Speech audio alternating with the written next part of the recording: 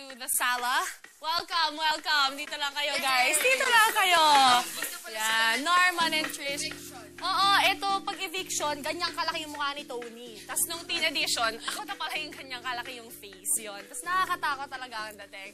Okay, guys, ito na ang aking unang kwento. Siyempre, ang ating big winner na si Kim.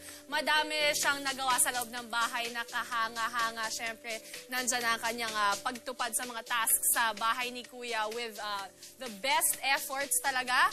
At talagang palatawa siya sa loob ng bahay ni Kuya. Pinasaya niya ang maraming tao. Kaya naman, siya ang tinanghal na big winner. Balikan natin ang ilan sa mga most memorable moments ni Kim sa loob ng bahay ni Kuya.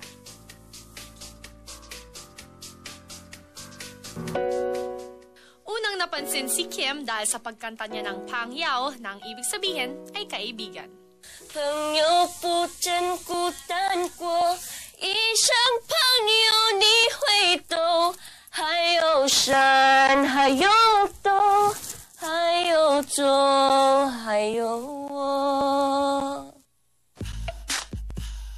Ipinakita rin ang talent sa pagsayaw. Sa aking duyan. Talent sa pag-flex ng mga buto at muscles. Talent sa radio drama.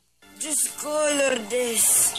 Abay, ilang beses ko nang sinabi sa kanyang huwag kang papagalitan. Kahit babae, ipinakita niya na magagawa rin niya kung ano ang kaya ng mga lalaki. Mabilis niyang natapos ang rope task. Dahil sa kanyang husay, siya ang inassign na maging Captain Kim para sa boat task. Dito, tinalo ni Kim ang mga lalaki.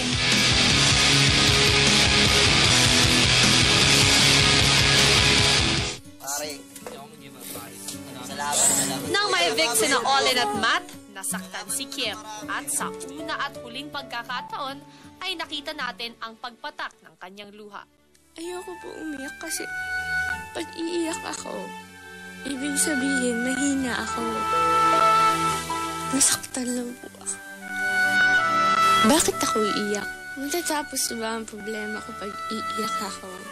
Diba hindi?